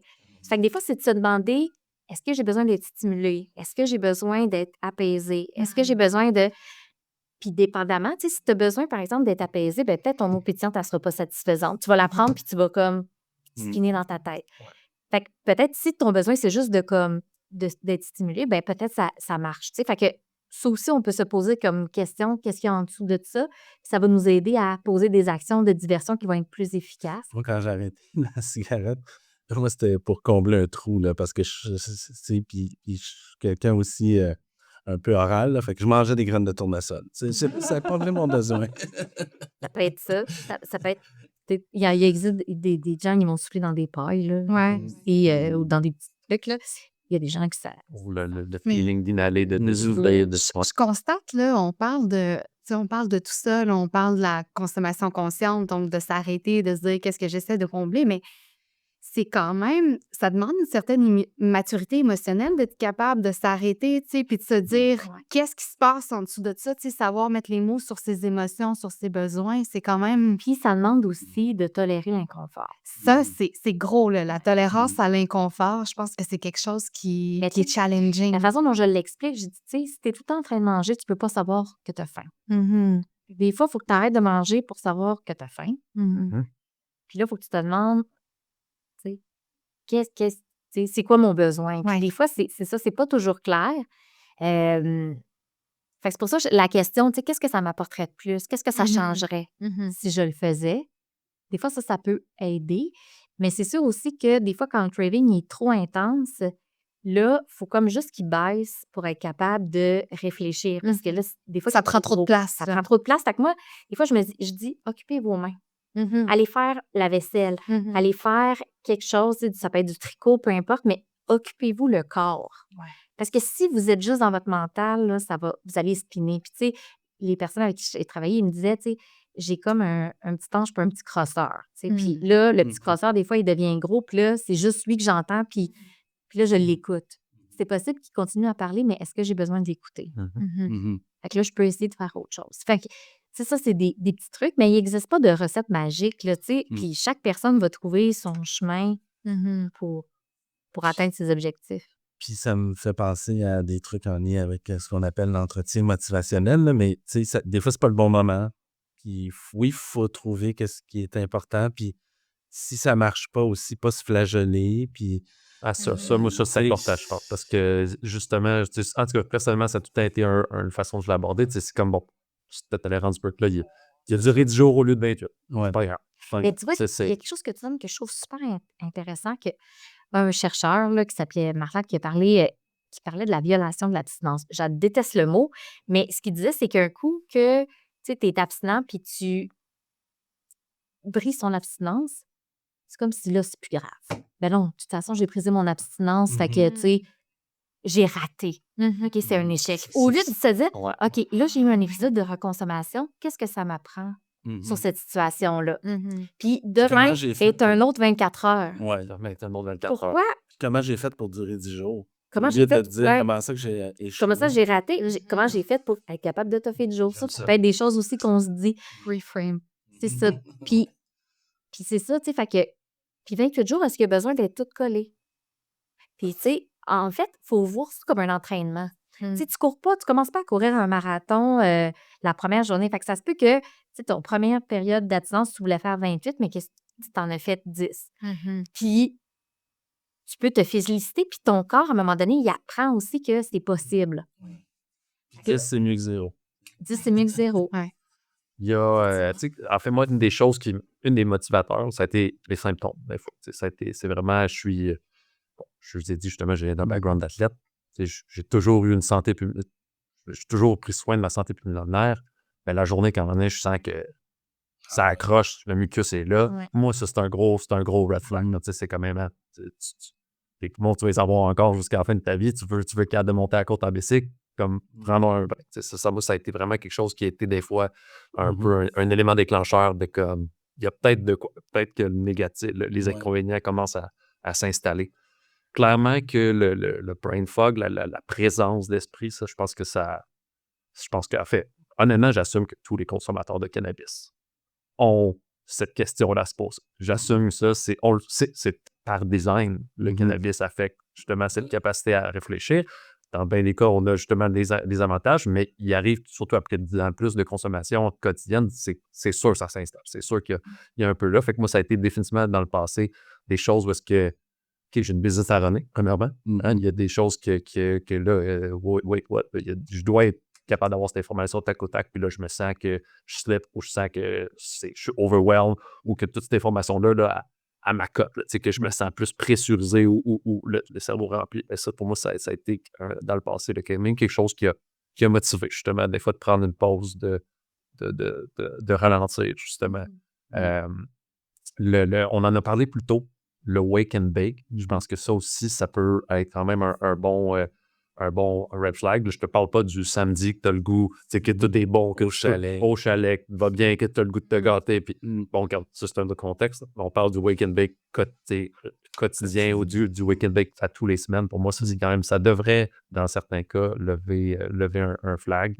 La question se pose, as-tu besoin de commencer ta journée de même? Puis, pourquoi ça leur prend pas besoin de moi, je pense que, tu sais, Puis t'as-tu d'autres alternatives? Parce que, tu sais, mettons, la douleur, là, tu sais, c'est quelque chose de super envahissant, puis c'est dur, puis ça fatigue, puis c'est comme... c'est dur de juste, tu sais, vivre puis se tolérer, fait que... Mais des fois, c'est ta vie qui est une douleur. Puis c'est ça. Puis des fois, c'est ta vie qui est une douleur, fait que l'idée, c'est de dire, ben, est-ce qu'il y a d'autres alternatives qui peuvent m'aider pour ma douleur? Puis des fois, ça peut être même intéressant de combiner 2 choses, 4 choses pour gérer la douleur. Pas juste le cannabis. La solution n'est pas juste dans une molécule, et elle est dans plein d'autres habitudes de vie. Puis tout ça, ben voici. Ben, le yoga. Moi, le yoga et la méditation, ça a été vraiment game changer parce qu'au final, en fait, j'ai remarqué que un des moments que j'aime le plus de ma consommation, c'est quand, là, justement, je suis high. Puis là, je me sens donc bien là, dans mon corps. Je me sens donc bien paisible et calme. Puis au final, je me suis juste rendu compte que j'étais capable d'atteindre ce même état-là sans prendre une puff. Et ça a été vraiment... Puis cet effet de fin de soirée, c'est juste que c'est bien plus facile. Ma puff, je la prends 5 minutes plus tard, je suis dans cet état-là, bang, j'en profite. Versus le yoga puis la méditation, je dois me mettre un setting, je dois m'aller dans ma salle, je dois tamiser, je dois m'y croire un peu. Il faut que je m'y donne. Mais en tout cas, moi, ça a définitivement été quelque chose qui est d'utiliser d'autres techniques au final. Puis ça veut pas dire que la méditation ne remplace pas tout ce que le cannabis dit, mais dans ce contexte-là de fin de journée, de préparation au sommeil, comme on dit, qui est quand même un critère que bien les consommateurs vont prioriser, ben, ouais, ça fait que bref, pour faire écho, il y a plein d'autres alternatives. Pour une expérience personnelle, comment je l'ai utilisé. Puis tu l'as mentionné, mais c'est vrai que quand on court, ça l'active pas juste quand on court, quand on fait du sport, ça l'active le système endocannabinoïde. Puis le runner high, c'est pas un runner high, c'est nos endocannabinoïdes naturels qui sont sécrétés. Là, J'ai envie d'ajouter quelque chose parce que j'entends des gens dire bah oui, mais tu peux faire du yoga puis fumer aussi, les deux. Eh oui, tu peux. Et puis, en prévention, souvent, on va dire t'as pas besoin, puis c'était comme ça quand j'étais jeune, pas besoin de drogue pour avoir du fun. Moi, j'étais comme ouais, mais tu peux en avoir avec, tu sais. Ouais. Puis j'aime toujours dire, puis ça ramène à un indicateur de que quand ça va pas, là, c'est OK, mais es-tu capable d'avoir du fun sans substance? C'est pas la même chose. La nuance est importante. Oui, 100%. Moi, j'ai une question par rapport. C'est un intérêt personnel que j'ai. C'est une thérapie que j'ai souvent utilisée dans ma vie personnelle. Puis, je sais que c'est utilisé pour arrêter de fumer la cigarette. Je parle de l'hypnothérapie. Donc, vraiment, quand on arrive à un endroit où on constate que, hey, regarde, nos habitudes sont tellement ancrées dans l'intérieur de nous qu'on a besoin comme de rewire un peu notre cerveau. Est-ce que dans vos... Il y a aussi les psychédéliques. Il y a aussi les psychédéliques, mais ça, c'est un épisode tout entier à voir. Mais effectivement, ce fait de rentrer dans un état de conscience différent pour un peu comme reprogrammer tes pensées que tu as autour de ta consommation de cannabis, des raisons de pourquoi tu le fais, d'aller creuser un peu. Est-ce que vous avez vu des gens qui ont utilisé cet outil-là pour le cannabis? Est-ce que, selon vous, c'est quelque chose qui peut être pertinent comme Moi, je chemin? ne peux pas tant me prononcer parce que c'est pas mon champ d'expertise. Mais une chose que je peux te dire, c'est que quand tu as un problème, tu veux trouver une solution rapide, efficace, puis souvent, la consommation, ça fait partie de ta vie. Il faut que tu réapprennes à vivre différemment. Puis ça, c'est un apprentissage. Fait que, tu sais, même avec l'hypnose, mettons que ça marcherait, puis tout ça, il y a quand même une partie de la job, il va falloir que tu fasses. Il n'y a pas d'easy fix, là. Non, c'est ça, tu n'as pas d'easy fix. Puis des fois, il y en a qui vont dire, ah, ben, tu sais, la prise d'antidépresseurs ou peu importe. Mais, tu sais, moi, je compare ça, mettons, à des souliers de course, puis il faut que tu cours, mettons, un marathon. Tu sais, c'est sûr que si tu as des bons souliers qui ne te font pas d'ampoule, ben, il y a plus de chances que tu cours longtemps. Puis si tu as un bon coach, comme un thérapeute, peu importe, ben, c'est sûr que ça peut t'aider. Si tu as un mauvais coach, ça se peut que ça te nuise aussi, puis que tu n'atteignes pas ce que tu veux.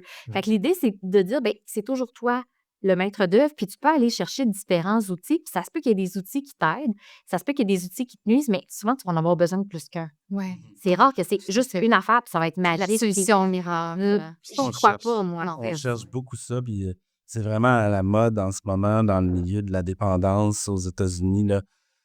Ça serait un sujet assez vaste, là, mais d'essayer d'identifier dans le cerveau ce qu'ils appellent un pre-addiction state, puis d'utiliser de la neuromodulation ou des sons pour aller jouer là-dessus. C'est utilisé pour d'autres problèmes de santé mentale, mais il y a des gros enjeux là-dedans. Déjà, c'est ça. La dépendance, on le sait, c'est des problèmes biopsychosociaux. C'est pas juste dans ton cerveau. Là. Puis aller jouer là-dessus, ça règle pas le reste. Puis c'est ça, c'est pas étranger au système capitaliste américain. T'as quelque chose, il y a un produit, c'est individuel, c'est individualisé. Mais effectivement, moi aussi, des solutions uniques, simples et très, très... Qui marche avec tout le monde. Qui marche avec tout le monde. Il faut se méfier de ça. Ceci étant dit, l'hypnose, ça existe, ça marche. Peut-être que ça peut aider du monde, là. Mais moi non plus, je peux renseigner. Oui, que ça coûte quelque chose. Tout à fait. C'est pas tu vois, au centre de réadaptation en dépendance, il y avait aussi des services d'acupuncture qui étaient offerts à modique somme pour les personnes, je pense, là, de mémoire, pour aider justement à gérer, tu sais, certains symptômes d'arrêt de consommation. Euh, Puis, tu sais, puis c'est pas parce que c'est pas prouvé dans une étude que nécessairement pour toi, ça marchera pas, mais tu sais, il faut que tu penses aussi, tu sais, je suis prête à investir combien pour le tester? Qu'est-ce qui va me dire que ça marche? Qu'est-ce qui va me dire que ça marche pas pour moi? Tu sais, puis c'est quand que là, tu sais, je tire sa plug puis j'essaye autre chose. Tu sais, il faut quand même être prudent là-dedans pour pas non plus, tu sais, dépenser des milliers de dollars puis se rendre compte, finalement, ça n'a pas marché. Ouais. Puis l'effet placebo, là, c'est ça que tu nommais, là, les solutions. Quand on veut que ça marche, tu sais, ça existe l'effet placebo, mais ça vaut combien? Tu sais, Ben, puis je vais le rajouter, moi, tu sais, une solution gratuite qui moi, qui a vraiment fonctionné dans le passé puis qui est accessible à tout le monde. Puis on en a parlé plus tôt, c'est d'en parler à des proches. Moi, ça a été vraiment quelque chose de se rendre, pas de dire je vais arrêter, là, de dire j'arrête. Ouais.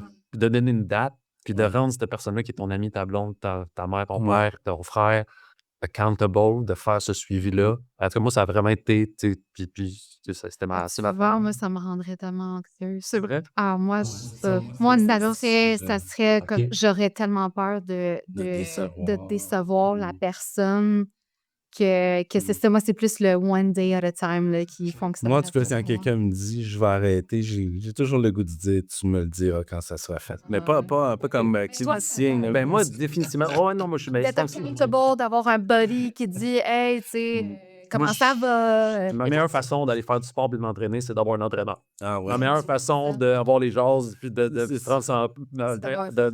prendre soin de ma santé mentale, c'est d'avoir mes rendez-vous avec mon psy. Tu sais, je sais pas, moi, l'accountability, ça fonctionne très, très bien avec moi. Ça, c'est quelque chose qu'on peut se poser comme question. Quelles habitudes de vie j'ai réussi à changer dans ma vie, tu sais, mauvaises habitudes de vie, mettons, puis qu'est-ce qui m'a aidé? Tu sais, puis là, tu vas peut-être savoir un peu plus, toi, tu sais, es-tu plus du genre à avoir besoin, tu sais, d'avoir quelqu'un, tu sais, qui te fait un suivi, au contraire, ça te met trop de pression, puis là, ça te donne juste le goût d'aller consommer. Est-ce que, tu sais, bref, tu sais, de se poser cette question-là, qu'est-ce qui fonctionne avec moi? Ben, c'est sûr que ça, c'est... Il n'y a pas de réponse universelle. Il faut vraiment se poser la question. Non, c'est ça, parce que comme la pause, tu sais, moi, c'était justement, fallait pas que je me dise je consommerai plus jamais. Là. Je savais que j'allais reconsommer, puis je savais pas quand. J'avais pas mis de date. J'ai dit je vais le faire le plus longtemps que je suis capable. Puis j'ai poussé, puis j'ai poussé. Tu sais, ma première vraie pause là, de cannabis, ça a été 50 jours, 51 jours. J'avais pas décidé ça au début, là. Tu sais, je voulais pas me mettre dans la pression, une journée à la fois. Ouais. Ah ouais. Puis quand on est dans l'abstinence, c'est de se dire, c'est quoi les avantages? Parce que si je suis juste focusée sur les inconvénients, à quel point ça me fait chier d'être abstinente, ben c'est sûr que ça me donne plus le goût de consommer. Fait que là, d'aller focusser sur, OK, qu'est-ce que ça m'apporte? Tu sais, tu as parlé, j'ai l'esprit plus clair. Ouais. OK? Peut-être que j'ai plus de temps aussi. Oui, dans dans ma c'est journée. souvent ça, la liberté de ne pas avoir l'habitude de me lever, Je de suis pas faire pour aller faire ça. ça. Ben, combien de 15 minutes dans une journée sont pris à ça? pour rouler ton joint. Ça peut. Oui, effectivement. Fait que ça, c'est quelque chose aussi qui peut t'encourager dans le maintien de ton abstinence. Puis c'est intéressant parce que l'épisode qu'on tourne aujourd'hui va sortir vers le temps des fêtes. Et on sait que durant le temps des fêtes, ça peut être une période qui peut apporter de la pression sur certaines personnes. Ça peut encourager la consommation des fois. Est-ce que vous avez des trucs concrets pour les gens qui aimeraient naviguer cette période-là des fêtes tout en étant conscients justement de leurs limites, de leur consommation, de ne pas se faire un peu aspirer dans ce tourbillon-là? Même pas se dire je vais arrêter le 24. C'est ça. C'est de se faire des plans du nouvel an. Encore, c'est drôle, tu sais, peut-être que le 24, je suis dans un contexte familial défavorable. Fait que c'est peut-être le bon moment pour moi. Je parlais de moi, là. Mais comment on gère ça, justement, le cas de. On sait que Noël peut être une période difficile pour d'autres. Une période difficile veut peut-être dire que je vais être plus porté à les consommer. Tu sais.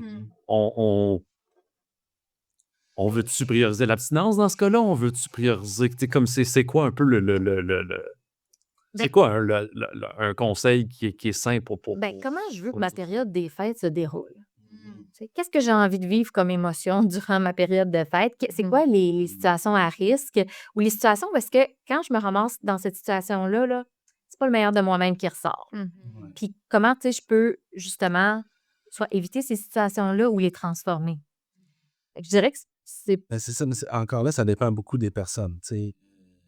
moi, je sais que, justement, j'ai vécu Noël l'an passé. Euh, Moi, c'est pas tant dans ma vie le cannabis que je suis porté à surconsommer, ça va être l'alcool, surtout dans des fêtes, surtout si je suis plus ou moins à l'aise, puis il y a beaucoup de dire, je sais pas. Fait que l'an passé, je me souviens, je me suis dit, là, je veux pas finir la soirée trop intoxiqué d'alcool. Fait que je me suis donné quoi comme truc? J'ai pris des bières moins fortes. J'ai décidé de ne pas boire de vin parce que, qu'est-ce que tu veux, le vin, ça goûte bon puis c'est plus concentré en alcool. J'ai aussi introduit un Red Bull par là, une eau pétillante par là, tu sais, des choses comme ça, juste pour élaguer le intake d'alcool. Puis ça a marché, tu sais, puis j'étais content. C'est ça. Fait qu'on pourrait-tu dire de bord c'est comme, est-ce que, en fait, moi, une question qui me demande, c'est, ça fait-tu du sens de recommander à quelqu'un de dire, ben, diminue donc, ou on se dit, ben, justement, période plus difficile, Noël, Ben, c'est ça. passe donc à faire ta période, puis Je après, Les deux l'évolution, se valent, tu sais. Les deux sont valides. Ouais. Pourquoi? En fait, il faut que tu saches pourquoi ça serait une bonne idée de diminuer. Si tu n'as pas d'idée de pourquoi ça pourrait être utile, s'il n'y a pas de tu vas pas le filer, s'il y a comme on pas dit. d'inconvénients, s'il n'y a pas de conséquences, s'il n'y a pas de prise de risque, s'il n'y a pas de dysfonctionnement, j'irais pas à une réduction pour une réduction. Il Ouais, faut c'est ça. qu'il y ait un sens à ça. Ouais. Puis, dépendamment du sens que ça a, ça t'oriente. Mais, juste pour revenir, parce qu'il donne des exemples avec l'alcool. J'essaie de penser des exemples, mettons, avec le cannabis. Avec le Des fois, ça cannabis, peut être t'amènes juste la quantité que tu veux consommer cette soirée-là. Au lieu d'amener ton pot au complet, peut-être Ou que t'amènes du pot. je ne Puis sais pas, t'alternes, tu sais. ça peut être ça aussi. Mais tu peux amener la quantité que tu juges que c'est raisonnable de consommer cette soirée-là. Ça peut être aussi que, au lieu de prendre ta voiture, ben, tu trouves un moyen de transport qui est sécuritaire, où il y a une personne qui est abstinente qui peut ramener les autres. Ça peut être toutes sortes d'idées, mais il faut vraiment. Aller prendre une marche. Comment là? Je fais vin. Ça peut être aussi de dire, ben moi, avant, mettons, 10 heures, là, je commence pas. Parce qu'un coup que je commande, C'est ça. là, c'est plus difficile pour moi de modérer. Fait qu'il faut que tu vois avec toi, là, c'est quoi les trucs qui pourraient être aidants, parce qu'il y en a pour qui l'alternance, ça ne marchera pas. Il y en a pour Ouais. qui ça va marcher. Souvent, retarder la première consommation, que ce soit de l'alcool ou du weed, là, c'est vrai que ça marche. Tu sais, parce que plus tu commences tôt, ben, plus tu es dedans, plus tu risques de vouloir consommer puis de consommer trop. Puis, ouais. Il y a des gens aussi de notre entourage qui peuvent stimuler plus la consommation que d'autres. Ouais. Fait que peut-être que quand, mettons, je suis avec ma cousine qui est vraiment de party puis qui est vraiment hey, let's go, tout ça, peut-être que je suis un peu plus à risque. Fait que peut-être que dans ma soirée, il faut que j'aille parler avec mon mononcle boring qui est straight pour justement. Parce que je sais que, mettons. Aller me mettre le bras dans le tordeur d'une conversation qui va durer trop long, là.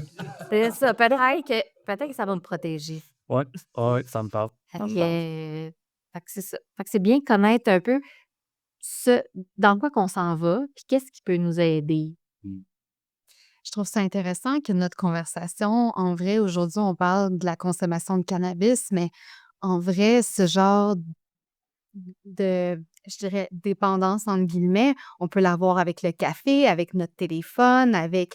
Fait que ce qu'on parle en ce moment, ce qu'on met les bases de quoi on met, tu sais, les questions à se poser, en vrai, c'est tellement pertinent dans toutes les sphères de notre vie pour avoir justement, pas être sur autopilote constamment, puis de se poser les bonnes questions sur pourquoi on fait quelque chose, puis qu'est-ce que ça nous apporte. Là, moi, je vois gros ce podcast-là comme une façon aussi de leur donner du pouvoir dans les mains de nos auditeurs. Des fois, c'est peut-être un peu le sentiment qui peut les habiter. Puis dédramatiser aussi. Parce que des fois, ben c'est ça, on essaie d'être entre.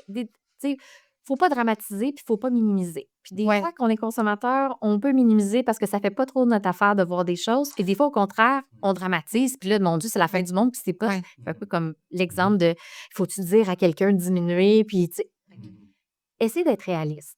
Mais ce que tu dis, ça me ramène à mon analogie. Puis tantôt, j'ai failli le dire avec la sexualité. Tu sais, c'est aussi dans la sexualité, il y a des gens qui il y a plein d'exemples de ça, de gens qui ont eu des relations sexuelles multiples pour se rendre compte que, ben, il y a encore un vide, tu sais. Qu'est-ce que je cherche? Tu sais, il y a dans n'importe quoi, on peut compulser dans quelque chose sans que ça vienne vraiment combler quelque chose. Tu sais.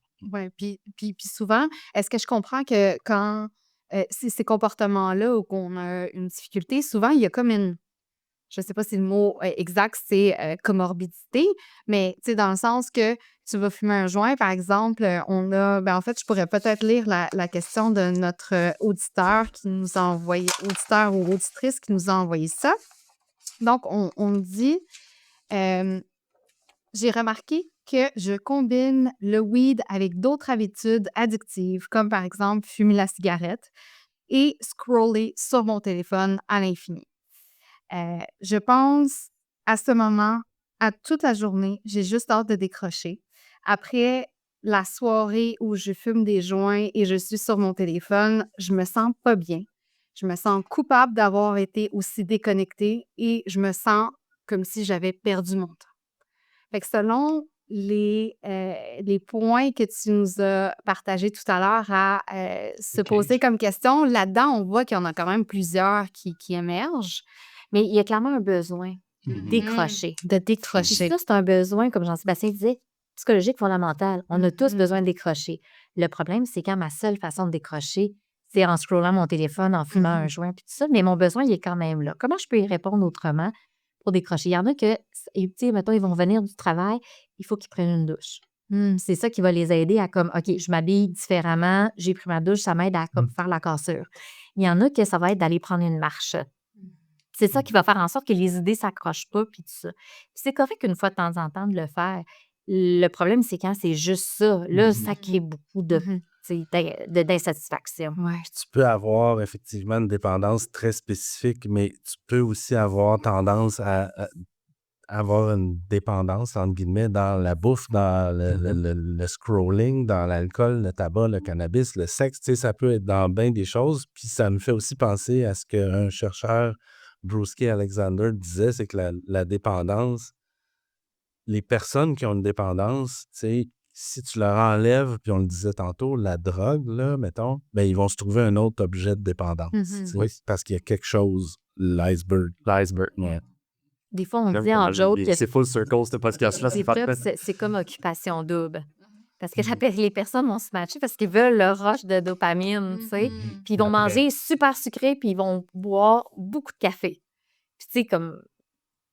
C'est ça, c'est que ton objet de dépendance, t'essaies de transférer parce que tu as besoin de ce rush-là d'adrénaline, tu sais, t'es en manque. Oui, mais oui. Ouais, c'est ça. Ça veut tolérer l'inconfort. C'est ça, ça revient à tolérer l'inconfort. Parce que, tu sais, dans ce contexte-là où il y a le cannabis, un téléphone, la cigarette, c'est comme dopamine hit, dopamine Ouais, hit, dopamine hit. Fait que là, quand t'as plus ça, là, c'est comme comment tu reviens à ton baseline d'avant où t'es comme, t'as de la difficulté à ne plus être aussi stimulé. Tu sais, je comprends ce sentiment d'inconfort-là parce que moi, je l'ai vécu moi-même. Tu sais, t'es comme, me semble, tu sais, je me sens comme, j'ai perdu mon temps, tu sais, mais en même temps, t'étais dedans, t'étais comme, C'était bien. tu l'as pris ce moment-là parce que t'en avais besoin pour décrocher, mais il y a comme une dualité, tu sais, dans j'ai envie de prendre mon temps, puis en même temps, ben peut-être que j'aurais dû juste fumer mon joint puis regarder le mur, puis, tu sais. Juste ça. Hey, c'est vraiment plate ce soir. Je m'emmerde. Une soirée plate. Puis De ça, non, tu tolères le fait que c'est plate et tu regardes, est-ce qu'il y a quelque chose qui va émerger de ça? Fait que, à force de trouver ça plate, là, On va trouver ça le fun.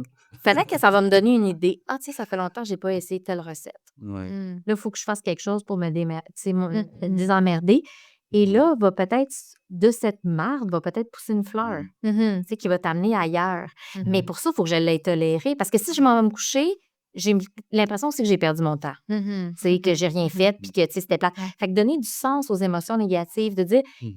Puis là, je suis en train aussi, quand je trouve ça plate, je suis en train de dire à mon cerveau, resensibilise-toi à la dopamine. Fait que c'est bon que je trouve ça plate. Ouais, OK. Tu sais, c'est bon que je ressente ça parce que là, dans le fond, ça va m'aider à diminuer ma tolérance à la dopamine. Le coucher de soleil va être comme awesome. Puis les petites choses du quotidien vont m'apparaître plus intéressantes si j'ai vécu du plat. Puis là, il faut que je vive du plat. Hey, c'est vrai. Ouais. Non, non, c'est prenant, j'en parle full. C'est super C'est vrai que important. souvent, on s'ennuie. Ben, on est dans une société où est-ce qu'on on n'est pas confortable avec le plat. Voilà. Une fonction, ce Au plate. là, Mhm. c'est super important de le vivre. Puis, tu sais, je dis ça, puis qui est tous les soirs sur son téléphone en train de scroller parce que je veux pas vivre le plat moi-même, là, tu sais. J'ai l'air de Yoda, là, en disant ça, mais non. On est tous pognés On la est tous des humains, des titans sur deux pattes. Et, ouais, C'est ouais. ça. Mais peut-être pendant qu'on est là-dessus, je donnerais peut-être une autre question des auditeurs qui peut être intéressante, qui est plus par rapport aux effets qu'on ressent quand on consomme. Donc, ça se lit de la façon suivante.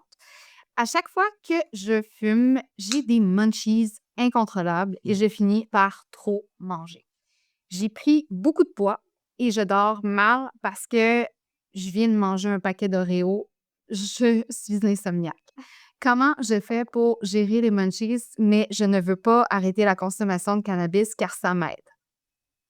Bien, premièrement, il y a des cannabis qui donnent moins les munchies Ouais. que d'autres, OK? Fait que ça peut peut-être être d'essayer d'autres sortes.